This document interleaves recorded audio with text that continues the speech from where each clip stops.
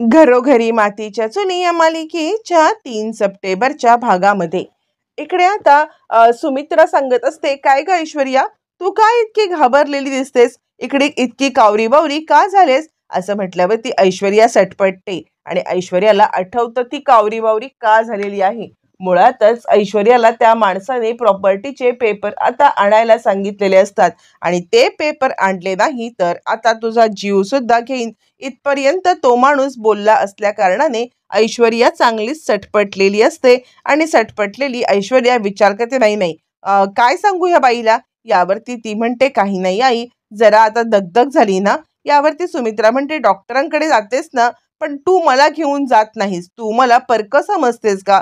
प्रत्येक वेळेला तू आपली एकटीच जातेस, मला काही घेऊनच जायला मागत नाहीयेस. नाही नाही, ते काही तुझं वागणं मला पटत नाहीये. मला काय वाटतं माहितीये का, तू मला सुद्धा घेऊन जात जा ना. असं म्हटल्यावरती मग आता ऐश्वर्या सांगते, ठीक आहे आई, पुढल्या वेळेला जेव्हा जाईन त्यावेळेला मी तुम्हाला नक्कीच घेऊन जाईन. असं म्हटल्यावरती मग आता सुमित्रा सांगते, हा ठीक आहे, पुढल्या वेळेला आपण दोघी जणी जाऊया, कारण मला सुद्धा तुझ्यासोबत यायचं आहे, तुझी मदत करायची आहे. यावरती मग आता ऐश्वर्या तेवढ्यापुरता सुटकेचा निश्वास सोडते आणि नंतर तिकडून निघून जाते. इकडे सुमित्रा विचार करते की ती धादांत खोटं बोलणारी बाई झाली ही, म्हणजे हिला खोटं बोलायला हिची जीभ रेटत पण नाहीये. तोपर्यंत ऐश्वर्या आता रूमवरती येते. रूमवरती आल्यावरती पाहते तर काय, ऑलरेडी तिकडे आता ऋषिकेश येऊन बसलेला असतो. ऋषिकेशला पाहिल्यावरती ऐश्वर्या चांगली सटपटते आणि तुम्ही इथे असं म्हणायला लागते. तोपर्यंत अवंतिका आणि सौमित्र जानकीच्या रूममध्ये आलेले असतात. जानकी म्हणते, मला खूपच चिंता वाटत आहे की माझ्या आईला मी कसं आणि कुठे आता शोधू. यावरती मग आता इकडे अवंतिका सांगायला लागते, मला काय वाटतं माहितीये का, की प्रॉपर्टीचे पेपर आपल्याकडे आहेत म्हणून. यावरती आता जानकी म्हणते, आपल्याकडे प्रॉपर्टीचे पेपर आहेत म्हणून कदाचित ती आपल्याला आईबद्दल पत्ता सांगेल का? यावरती मग आता इकडे सांगायला लागते अवंतिका, नाही नाही वहिनी, तुम्ही उगाचच भ्रमात राहू नका हा. म्हणजे आपल्याकडे प्रॉपर्टीचे पेपर आहेत म्हणून ती ऐश्वर्या आपल्याला पत्ता सांगेल, या भ्रमात तुम्ही आता राहू नका. कारण काही झालं तरी सुद्धा ती ऐश्वर्या इतकी काही साधी भोळी नाहीये की ती लगेचच तुम्हाला हे सगळं सत्य सांगेल. ती इतकी पोहोचलेली आणि इतकी बनेल आहे ना. असं म्हणत मग आता यांची चर्चा चालू असते. त्यावरती जानकी म्हणते, मला एकच चिंता वाटते अवंतिका, की तिने माझ्या आईला काही केलं तर नसेल ना, तिने माझ्या आईला काही करण्याचा प्रयत्न नसेल ना केला, माझ्या आईचा जीव धोक्यात नसेल ना. यावरती मग आता इकडे सौमित्र सांगायला लागतो, हे बघा बहिणी, वहिनी चिंता करू नकोस, आम्ही आहोत ना, आपण शोधूया तुझ्या आईला. हे सगळं बोलल्यावरती इकडे तोपर्यंत मग आता ऐश्वर्या सांगत असते, हे बघा ऋषिकेश दादा, तुम्ही इथे येण्याचं खरंच काही काम नाहीये, तुम्ही इथून निघून जा बरं. यावरती ऋषिकेश म्हणतो, हे बघ, तू प्रॉपर्टीचे पेपर कुठे आहेस ते शोधती आहेस ना, पण आतापर्यंत सगळी लपाछपीने तुला थांबवत आहे आणि प्रॉपर्टीचे पेपर सगळे माझ्याकडे आहेत, हे मी तुला रोखटोकपणे सांगतो आहे. यावरती ऐश्वर्या म्हणते, प्रॉपर्टीचे पेपर? यावरती ऋषिकेश म्हणतो, हो, हे तेच प्रॉपर्टीचे पेपर आहेत, ज्या प्रॉपर्टीच्या पेपरवरती लपून छपून सह्या घेऊन तू आता सगळी प्रॉपर्टी स्वतःच्या नावावरती केली आहेस. पण ते प्रॉपर्टीचे पेपर तुला सापडत नाहीयेत ना. जर ते प्रॉपर्टीचे पेपर तुला सापडतच नाहीयेत तर मात्र आता तुला उपयोग काय त्या प्रॉपर्टीचा? यावरती ऐश्वर्या सांगायला लागते, हे बघा ऋषिकेश दादा, तुम्ही मला उगाचच या सगळ्यात अडकवू नका. ऋषिकेश म्हणतो, तुला काय वाटतं, आम्हाला अजूनही काही सत्य समजलेलं नाही आहे का? आम्हाला सगळं सत्य समजलेलं आहे आणि आत्ता आत्ता तुझे पेपर आमच्याकडे आहेत, त्यामुळे तू काही करूच शकत नाहीये. ऐश्वर्या चांगली सटपटते आणि त्यावरती ऋषिकेश म्हणतो, हे सुद्धा मला माहिती आहे की जानकीच्या आईला तूच किडनॅप करून ठेवलेलं आहेस. काय मिळतं काय ग तुला हे सगळं करून? आणि यावरती मग आता ऐश्वर्या सांगायला लागते, काय मिळतं म्हणजे काय? हो, मी कबूल करते, मी तुमच्या समोर आज कबूल करते की मी प्रॉपर्टीचे पेपर बनवले, मी सगळी प्रॉपर्टी स्वतःच्या नावावरती घेण्यासाठी केलं हे. पण का नाही करणार? सारंगसारखा नवरा जो काहीही करू शकत नाहीये आणि मग मला माझी सिक्युरिटी महत्वाची नाही आहे का? मला ह्या घरामध्ये स्थान हवं असेल तर प्रॉपर्टी मला माझ्या नावावरती करूनच घ्यायला पाहिजे होती. यावरती मग आता इकडे ऋषिकेश सांगायला लागतो, कसलं बोलतेस तू ऐश्वर्या, घर फोडणारी बाई तू. घर फोडायला निघाल्यावरती तुला आता प्रॉपर्टी आपल्या नावावरती करून पाहिजे का? भलं होईल त्या जानकीचं, जिने वेळीच आता इकडे सगळ्याला सावध केलं आणि प्रत्येक वेळेला या घरासाठी ढाल बनून उभी राहिली. यावरती ऐश्वर्या म्हणते, जानकी आणि ढाल, तिने प्रत्येक वेळेला मला कमीपणा देण्याचा प्रयत्न केलाय. यावरती ऋषिकेश म्हणतो, तुझा जानकीवरती इतका राग करण्याचं कारण तरी काय? यावरती ऐश्वर्या म्हणते, ऐकायचंय तुम्हाला? माझं जानकीवरती राग करण्याचं कारण म्हणजे माझ्या प्रत्येक गोष्टीमध्ये ती खोडा घालत आलेली आहे. माझ्या प्रत्येक गोष्टीमध्ये तिला आता प्रत्येक वेळेला त्रास द्यायचा आहे. आणि असं म्हटल्यावरती मग आता ऋषिकेशला ती सांगायला लागते, जानकीला पुढे पुढे करून प्रत्येक वेळेला मला हे करण्याची संधीच तिला हवी असते. या घरात ती कशी हुशार, मी कशी कमी, हे ती सिद्ध करते. आणि त्याचमुळे आता मी त्या जानकीला धडा शिकवण्यासाठीच हे सगळं केलेलं आहे आणि जानकी जेलमध्ये जाणार हे 100%. त्यावरती ऋषिकेश म्हणतो, हे बघ, जानकीची आई जिवंत आहे आणि ती कुठे आहे ते गपगुमाने मला सांग. यावरती आता ऐश्वर्या सांगायला लागते, तुम्हाला खरंच वाटतं का की जानकीची आई कुठे आहे, कशी आहे, मी तुम्हाला सांगायला इथे बसलेली आहे? बिलकुल नाही. मला तुम्हाला सांगायची का ही गरज सुद्धा नाही वाटत आहे. यावरती मग आता इकडे सांगायला लागतो ऋषिकेश, अगं ती जानकी आहे ना, म्हणून या घराला घरपण आहे. नाहीतर नाहीतर तुझ्यासारख्या माणसांनी विकून खाल्लं असतं, घर विकून. असं म्हटल्यावरती ऐश्वर्या म्हणते, जा, तुम्हाला जे काही करायचंय ते करा, पण या वेळेला प्रॉपर्टीचे पेपर आता माझ्याकडे येणार म्हणजे येणार. ऋषिकेश म्हणतो, इतका कॉन्फिडन्स येतो तरी कुठून? ते प्रॉपर्टीचे पेपर आमच्याकडे आहेत. यावरती ऐश्वर्या चिडते, आणि तुमच्याकडे पेपर तुम्ही का घेतलेत? ती प्रॉपर्टी माझी आहे. यावरती ऋषिकेश म्हणतो, तू जोपर्यंत जानकीच्या आईचा पत्ता सांगत नाहीयेस तोपर्यंत आम्ही असंच वागणार. यावरती ती सांगते, जानकीच्या आईचा पत्ता? अहो, मेलेल्या लोकांचा पत्ता कधी कुठे असतो का? आणि मेलेल्या लोकांचा पत्ता नसल्या कारणाने आता इकडे तुम्हाला कोण हा पत्ता देऊ शकेल? त्यावरती आता इकडे ऋषिकेश म्हणतो, अजिबात नाही. जानकीची आई जिवंत आहे आणि ही गोष्ट मला चांगलीच माहिती आहे. आणि त्यामुळे काहीही झालं ना ऐश्वर्या, तरी सुद्धा तुला आता मी सोडणार नाहीये. जानकीच्या आईला जोपर्यंत मी शोधून काढत नाहीये तोपर्यंत तोपर्यंत आता इकडे आम्ही गप्प बसणार नाही, असं आता ऋषिकेश तिला ठणकावून सांगतो. काही झालं तरी तुझा या वेळेला खेळ चालणार नाही. इकडे तोपर्यंत ती अज्ञात मुलगी लताबाईच्या इथे बसलेली असते आणि लता डोक्यावरती हात ठेवते आणि लता म्हणायला लागते, काय ग बाळा, हे सगळं काय आपल्या सोबत घडलंय? यावरती ती सांगते, तुम्हाला माहिती आहे का, तो खूप क्रूर आहे, क्रूर. मी हातापाया पडून त्याला विनंती करण्याचा प्रयत्न केला. मी हातापाया पडले आणि त्याला सांगितलं की सोड बाबा मला, पण नाही, मला त्याने सोडलं नाही. त्याला पाहिल्यावरती मला इतकी भीती वाटते ना, त्याचा तो क्रूर चेहरा ज्या वेळेला माझ्या समोर येतो ना, त्यावेळेला मला खूप मोठा धक्का बसतो आणि मला खूप भीती वाटते. तो आला ना की चळचळ कापायला होतं. असं म्हणत असताना दार वाजतं आणि आता एक माणूस आतमध्ये येतो आणि तो म्हणतो, हे घ्या, हे सगळं महिनाभराचं सामान वगैरे आणून ठेवलेलं आहे. महिनाभराचं सामान ठेवलंय आणि त्याचबरोबर, ए म्हातारे, तुझ्यासाठी 4 साड्या पण आणल्यात, त्या साड्या सुद्धा घे आणि त्या साड्या नेस. असं म्हणत तो आता तिकडून निघून जातो.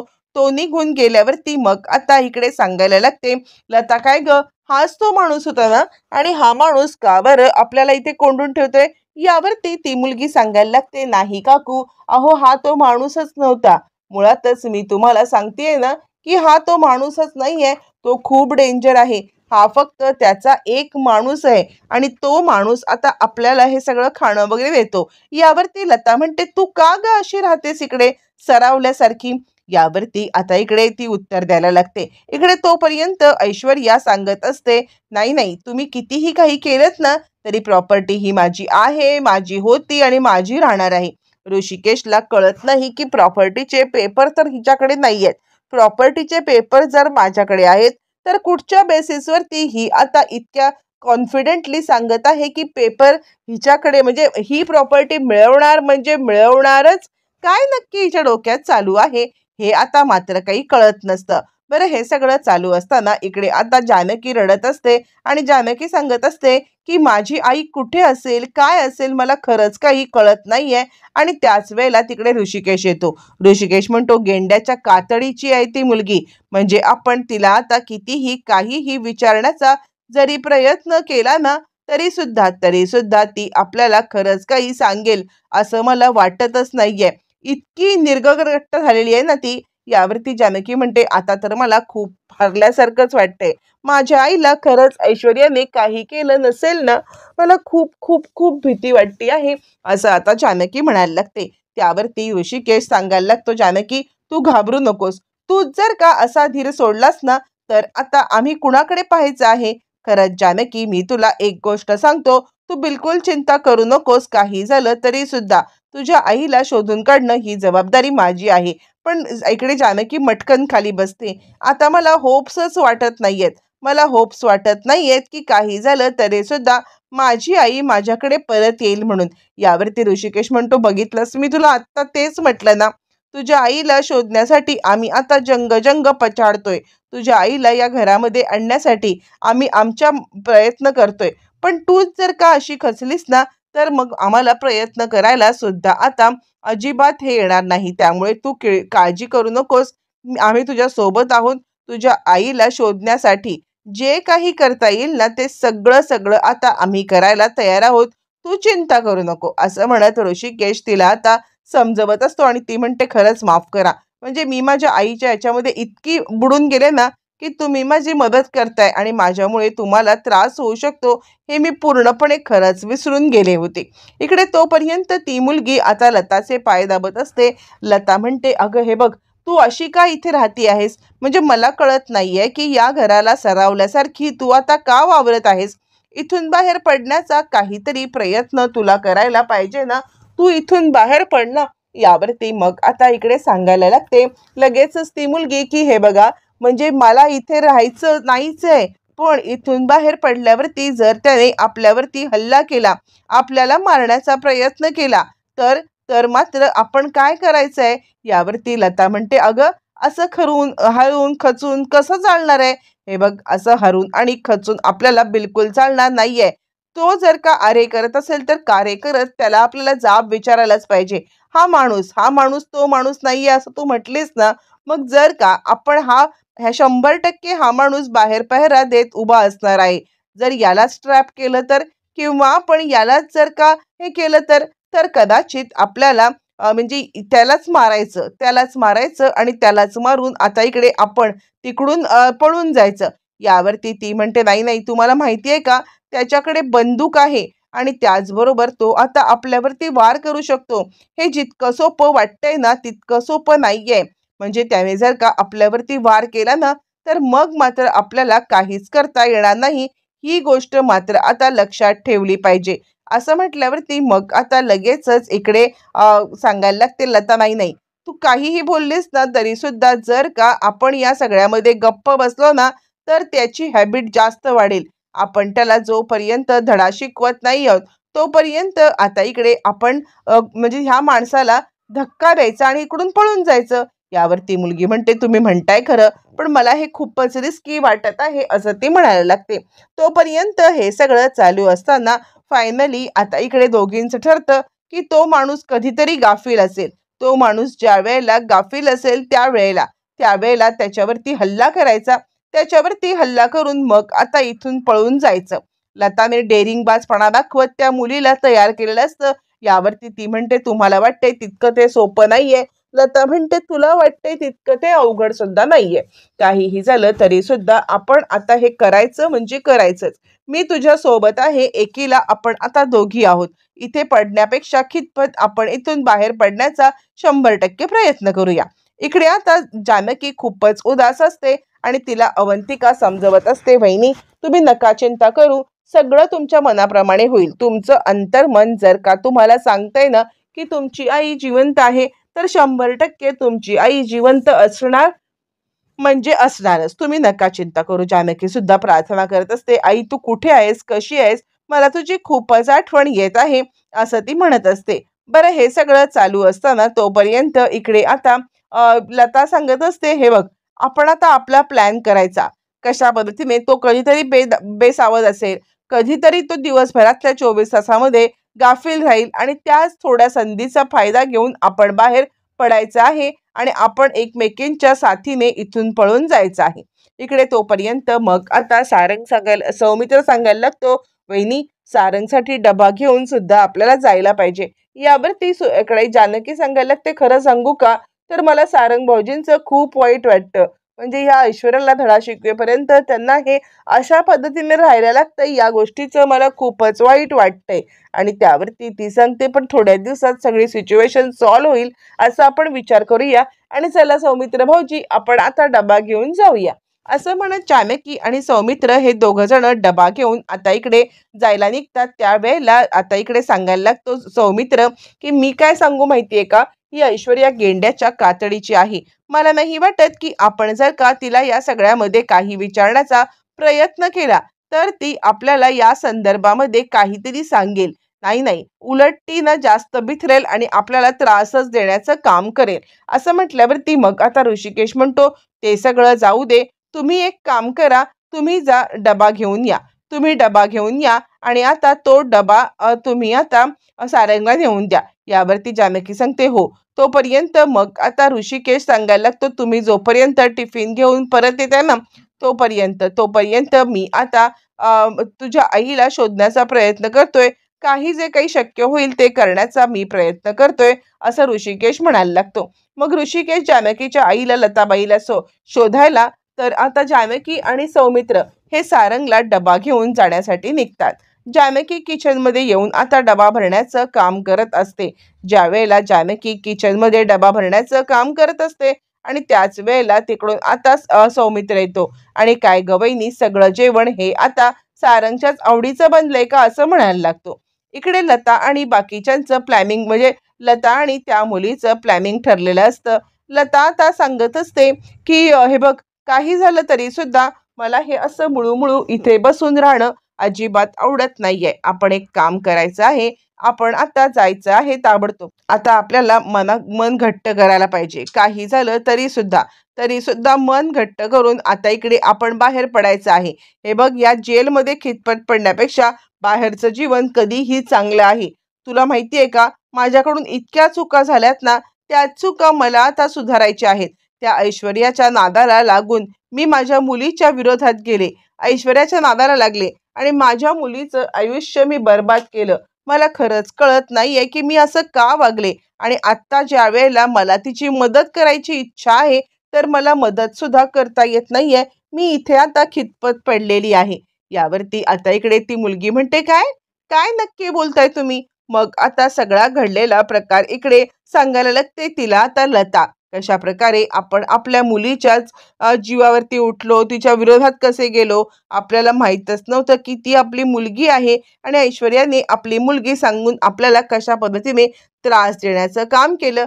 हे सगळं ऐकल्यावरती आता त्या मुलीला खूप वाईट वाटतं आणि काकू, तुमची तर खूपच मोठी अवघड स्टोरी आहे असं ती म्हणायला लागते. बरं, हे सगळं होत असताना मग आता या दोघींचं प्लॅनिंग ठरलेलं असतं की या घरातून पळून जायचं आणि आपल्याला कुणीही अडवण्याचा प्रयत्न केला तरी आपण पण तितक्याच ताकदीने वार करायचा आणि जो माणूस इथे पहारेदार गेला आहे तो माणूस आता मला त्या माणसालाच गाफील ठेवायला पाहिजे. असं म्हटल्यावरती मग आता दोघींचं प्लॅनिंग करत असतात आणि ती सांगायला लागते, काही झालं तरी सुद्धा आपण दोघी सोबत असलो ना, तर आपल्याला कोणीही अडवू शकत नाहीये. हे बघ, त्या माणूस एकटा आहे, आपण दोघी. कधीतरी तो आता गाफील राहील, त्याच वेळेला आता पळण्याचं प्लॅनिंग करायचं 100%. मग ती मुलगी सुद्धा तयार होते. लता आणि ती मुलगी दोघी जणी मिळून आता इकडे काही झालं तरी सुद्धा पळण्याचा बरोबर हे करायला लागतात. बरं, हे सगळं चालू असताना त्याच वेळेला मग आता इकडे जानकी किचनमध्ये येते. किचनमध्ये आल्यावरती जानकी सांगायला लागते की भाऊजी, डबा भरायला घ्या बरं. असं म्हटल्यावर ती सौमित्र डबा भरायला घेतो आणि त्यावेळेला तो सांगायला लागतो, वहिनी मला आता, वहिनी तू तर सगळं जेवण सारंगच्या आवडीचं गेलेस. यावरती मग आता सांगायला लागते लगेचच जानकी, खरं सांगू का भाऊजी, तर ना ते आत्तापर्यंत किती मोठ्या संकटाशी झुजतायत. त्यांना आता काहीतरी गोडाधोडाचं खायला घातल्याशिवाय मला बरं वाटणार नाहीये आणि काळजी करू नका, तुमच्या सुद्धा सगळ्या आवडीनिवडी मला माहिती आहेत ना. आता एकदा सारंग भाऊजींच्या आवडीचं जेवण झाले, पुढल्या वेळेला तुमच्या आवडीचं जेवण होणार 100%. असं म्हणत ती आता सौमित्राला सांगायला लागते. सौमित्र म्हणतो, हो वहिनी, अगं मी तर फक्त थट्टा मस्करी केलेली आहे. मला माहितीये ना तू नक्कीच माझ्या आवडीचं जेवण करशील असं म्हणत तो आता सांगत असतो, चल आपण लवकरात लवकर सारंगला डब्बा घेऊन जाऊया, डब्बा भरून झालाय ना. असं म्हटल्यावरती मग आता ती डबा चेक करते आणि म्हणते, चला चला आपलं काम तर झालेलं आहे. असं म्हणत दोघ जण टिफिन घेऊन तिकडून बाहेर निघतात. आणि आता ती सांगायला लागते, थोडे दिवस सारंग भाऊजींना अजून आपण तिकडे आता ठेवू शकत नाही आहोत, त्यांना होणारा त्रास आता आपण नाही बघू शकत. असं म्हटल्यावरती मग आता इकडे सौमित्र सांगायला लागतो, हो वहिनी, काही झालं तरी सारंगला या घरात आणलं पाहिजे, पण त्याआधी आपल्याला ऐश्वर्याला धडा शिकवायलाच पाहिजे. बरं, हे सगळं दोघांचं बोलणं चालू असताना मग दोघ जण लगबगीने टिफिन घेऊन तिकडून निघालेले असतात. ज्या वेळेला दोघ जण लगबगीने टिफिन घेऊन निघत असतात, नेमकी ऐश्वर्या तिकडे आता येते आणि ऐश्वर्या या दोघांना टिफिन घेऊन जाताना पाहते आणि तिला जरा धक्काच बसतो. काय चाललंय काय, इतक्या रात्रीचं टिफिन घेऊन कोण जातं, म्हणजे इतक्या रात्री टिफिन घेऊन जाताना यांचं चाललंय तरी काय, असा विचार करत आता ती विचार करते, बाई नाही, मला ह्यांचं पाठलाग करायला पाहिजे का, हे कुठे चाललेत ते बघायला पाहिजे का, असा ती विचार करायला लागते. पुढील भागामध्ये जोगतीण घरी आलेली आहे. जोगतीण घरी आल्यावरती मग आता सुमित्रा आणि जानकी या दोघी जणी तिचं आता धूमधडाक्यात स्वागत करतात. जोगतिणीचं स्वागत केल्यावरती मग आता सुमित्रा सांगायला लागते, आमच्या घरावरती जे काही संकट आलेलं आहे त्या संकटाचं विघ्न हरवून टाक. यावरती ती सांगते जानकीला की हे बघ, तुझ्या वाटेवरती आतापर्यंत अनेक संकट आली होती, तुझी वाट काही साधी सोपी नव्हती, अनेक अवघड वळणांची वाट होत होती, पण आता आता कसोटी जास्त जोखमीची होणार आहे, म्हणजे तुला यापुढे अजून जास्त कसोटीला सामोरं जावं लागणार आहे, ही गोष्ट लक्षात ठेव. जानकी घाबरते. त्यावरती ती सांगायला लागते, आता ही वाट निसरडी होत जाणार आहे आणि या निसरड्या वाटेवरती तुला अलगद पाऊल टाकायचं आहे, असं म्हणत ती जानकीला समजवायला लागते. त्यावेळेला मग आता लगेचच इकडे सांगायला लागते, आता जानकी विचार करायला लागते, नक्की काय या जोगतिणीला बोलायचं आहे, नक्की ही मला कसला संदेश देत आहे, असं आता ती विचार करायला लागते. तोपर्यंत आता इकडे ऐश्वर्या हे सगळं ऐकत असते. लता कशी सापडणार, येणाऱ्या भागातच कळणार.